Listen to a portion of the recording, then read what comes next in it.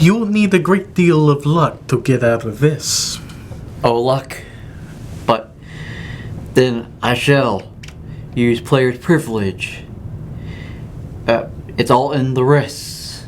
666. Fancy that.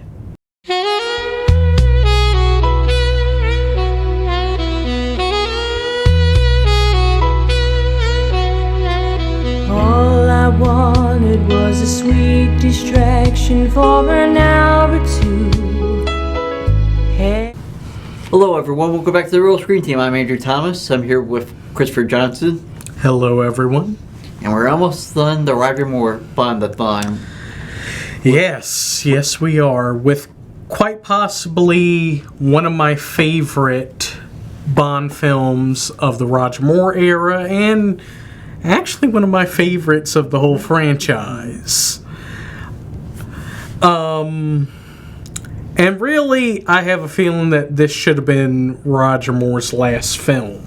Yeah. I think this was definitely a good one for him to go off into the sunset with, but unfortunately, we still have one more film to go over. Yeah.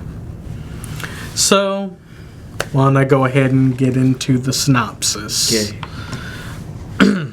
Well, overview. Oh, my apologies. Yes. The overview of Octopussy. Octopussy is a 1983 spy film named after the 1966 short story collection Octopussy and the Living Daylights, written by Ian Fleming. The 14th and final James Bond book written by Fleming and published 2 years after his death. The film is the 13th in the James Bond series produced by Eon Productions. The film was produced by Albert R. Broccoli and Michael G. Wilson and directed by John Glenn. The film was written by George MacDonald Fraser and Richard Maibaum and Michael G. Wilson.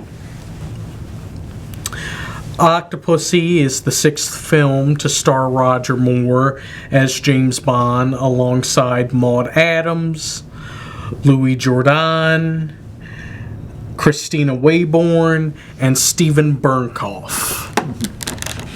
Now you can do synopsis. Okay. Again, my apologies. Bond is assigned to solve the murder of Agent 009 and follow a megalomaniacal Soviet general who is stealing jewelry and art objects from the Kremlin art repository. This leads Bond to a wealthy, exiled Afghan prince, Kamal Khan, and his associate Octopussy, and the discovery of a plot to force disarmament in Western Europe by blowing up a U.S. Air Force base in West Germany with a nuclear weapon. I really enjoy this film. Yeah, me too. It kind of has like an Indiana Jones feel to me, don't you think? Yeah. Yeah, and the fact that this is a couple years before Temple of Doom. Yeah. So I really enjoy this one. Especially Roger Moore. He's definitely in his element with this film. Mm-hmm. This is really him at his peak, fun, charming, witty, kind of campy, Bond that we all know him as. Yeah. Definitely much more lighthearted than For Your Eyes Only, but he definitely still has some of his badass moments. I mean, I really enjoy this one. I really do. I mean, your thoughts? Yeah, I thought he was really good, especially with all his flirtation with all the Bond girls who there's no Bond girl deaths this time. Yeah, interestingly enough. Yeah. Huh. Find it very interesting. But I guess with Bond, you talk about the main Bond girl herself. Welcome back, Maud Adams. Maud Adams back in the world of James Bond, but this time playing Octopussy. Yeah, and she survives this time. Yes. Yeah, she got promoted. Instead of being the second Bond girl that's a sacrificial lamb, she's the main Bond girl. Mm-hmm.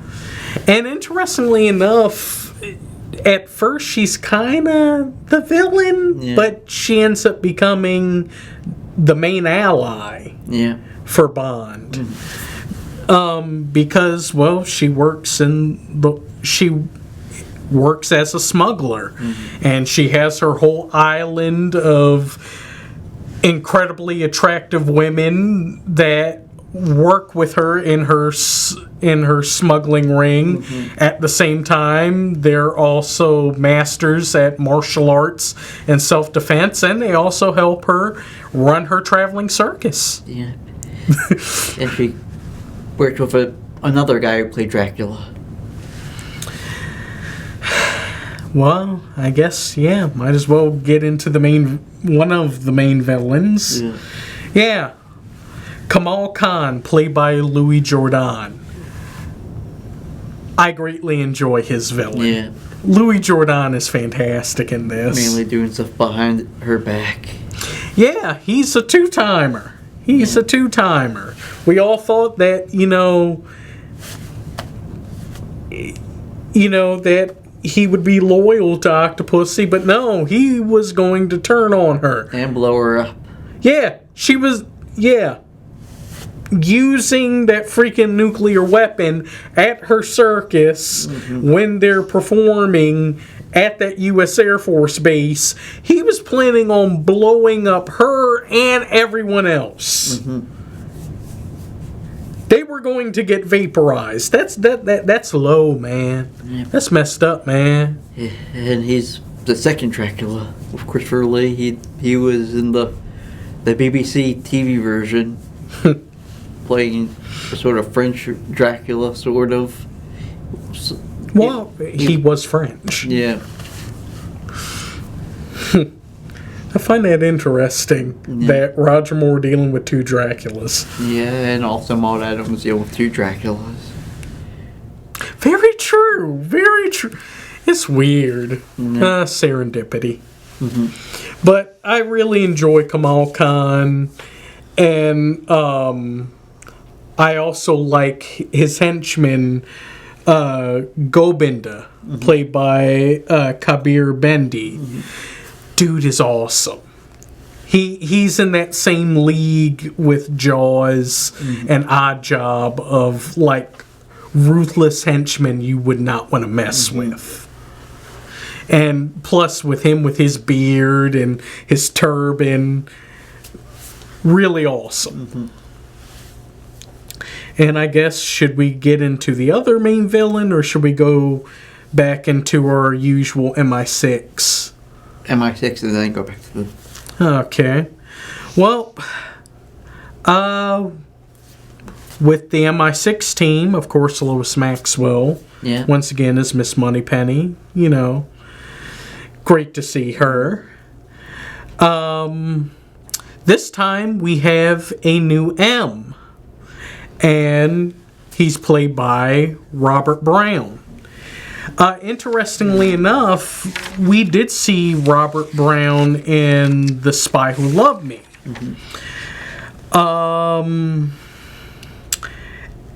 Therefore, I actually think, based off of what we have learned later on in the James Bond franchise, that M is, a title that is passed down to certain people. I would actually think that that is the same character that he played, that now with Bernard Lee's M passing away, he's now assumed the role as M. I don't know, that's just what I think. What did you think of Robert Brown? I thought he was good and okay. He just had this, just the certain remarks. That was... Yeah. They hadn't tailor-made M to work on his strengths yet. You know, it was kind of middle of the road for him in this one. But as time goes along, I definitely get used to and actually like his M. He's still not Bernard Lee, but I think he does a very good, serviceable job as M. And of course, we get Desmond Llewellyn back as Q. Who ends up saving the day. Yeah. Which, who would have thought that? Q actually gets to have more agency. And plus, on top of him, you know, helping Bond during the climax, he also gives Bond, you know, a couple nice gadgets. That acid pen, and he also gives him the tracker watch that kind of helps him in finding the Fabergé egg, and also for them to figure out where Bond is.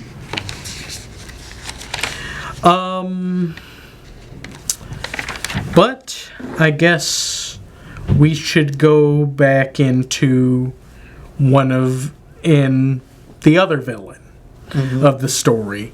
General Orloff, played by Steven Bernkoff. I love Steven Bernkoff in this film. He is so over the top, but in a good way. I mean, he's so unsettling and kind of crazy, you know, in some of the ways that he talks where you know, he's talking rather simple like this, and then he goes crazy with one particular word. General Orloff is great. He really is. It kind of makes me think, who's the more diabolical villain in the story? Is it Orloff or is it Kamal? Don't really know. I think Kamal, because he tried to blow up. Well, true. And then he decides to capture her when it all failed. But then again, the whole idea of causing, you know, this big fiasco was Orloff's idea. Yeah. And I guess Kamal was reaping the benefits of it. Yeah. I guess they both kind of work hand in hand. Yeah. I guess it's pretty even. But it's great to see, you know, these two villains and Bond actually having his, you know, mano-a-mano opportunity with both of them. What are your thoughts on General Orloff? I thought he was good, along with the stuff that you said. I guess now we get into some of the more supporting cast. Starting with Christina Wayborn as Magda. She's kind of Octopussy's second in command. And the other Bond girl. Yeah. I actually like her, despite the fact we don't get... Yeah, she was a sexy redhead. No, she was blonde. I thought she was the redhead that slept with. And then took... No, she was blonde. Yeah. Look, red.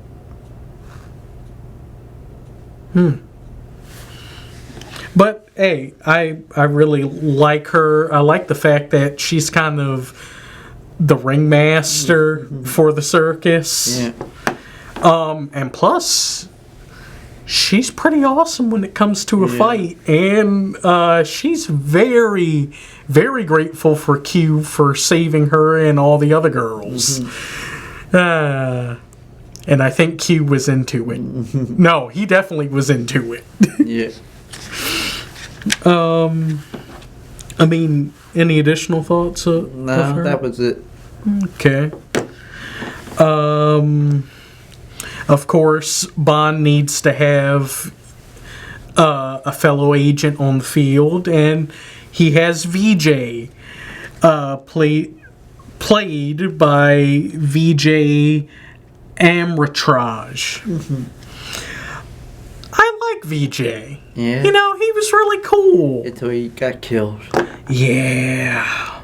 And yes, I misremembered it from the previous review. I meant this scene. Yeah. With the fishing. Oh. Big Q out on that. Yeah, and unfortunately, that's one of the more heartbreaking, you know, sacrificial lambs, along with like Corinne and Maud Adams' first role. Mm-hmm. You know, VJ gets taken out by quite possibly one of the coolest gadgets ever, a yo-yo saw. Mm-hmm. Seriously, that thing is awesome. Yeah. Oh, but that did lead into quite possibly one of the best fight scenes Roger Moore ever has in this whole franchise. Mm-hmm. I mean, him and Octopussy fending off those hired assassins, you know, with the yo-yo saw and everything. Fantastic. Roger Moore at his best. Mm-hmm.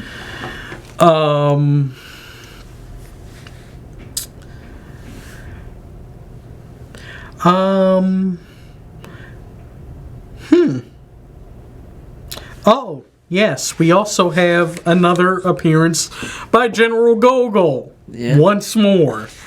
As, he's more of a Bond ally in this once he arrives. Yeah, because he's trying to stop Orloff. Yeah.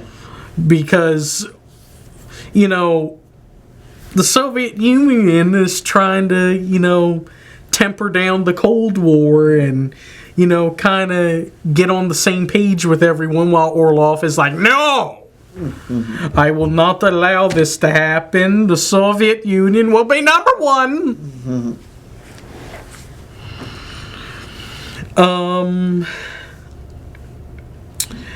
Well, I think that's about it. Yeah. Oh, yeah. Special shout out to David Meyer and Anthony Meyer as Mishka and Grishka, the twins, the throwing knife twins, which I love their fight, both of their fights with Bond, and definitely Bond getting vengeance for what happened to 009. Yeah. So, and before we go into the scores, of course we have to talk about the theme song, All Time High by Rita Coolidge. One of my favorite themes in during this era. And plus, interestingly enough, I kind of have history with this one because if you've ever seen the movie Ted, it's acknowledged a couple of times as Octopussy was the film that Mark Wahlberg and Mila Kunis's characters watched when they first met, and of course Mark Wahlberg trying and failing at singing the song. I wanted was the sweetest. Oof. Don't ever butcher a fantastic song like this, because I mean, it's fantastic. But I guess we should go ahead and get into the final scores. Why don't you go first? Give this a 9 out of 10. Oh. Yeah, I really enjoyed this movie. For all the stuff that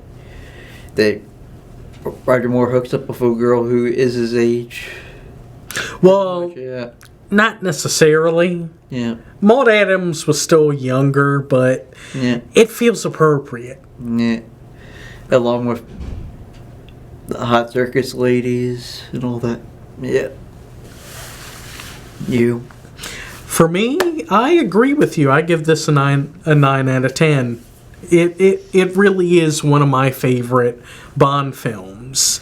You know, I really do put it in the league with films like The Spy Who Loved Me, From Russia with Love. It's still not Goldfinger, but I really enjoy it. But if you disagree, find us on Facebook, The Real Screen Team. Where else? You can find us on Instagram, on Reddit, and you can also find us on TikTok. And find us on YouTube also, and make sure to like, comment, share, and definitely subscribe when you check out the videos. And now we finally make it to his final movie. Yeah, the one that is definitely memorable, but I feel as though this should have been a film for a much different actor. A View to a Kill. Want to roll us out? Well, sure. Well, thank you for watching. Definitely come back and watch us again. Remember to like, subscribe, comment, and share. It definitely helps. Well, cut, print, that's a wrap.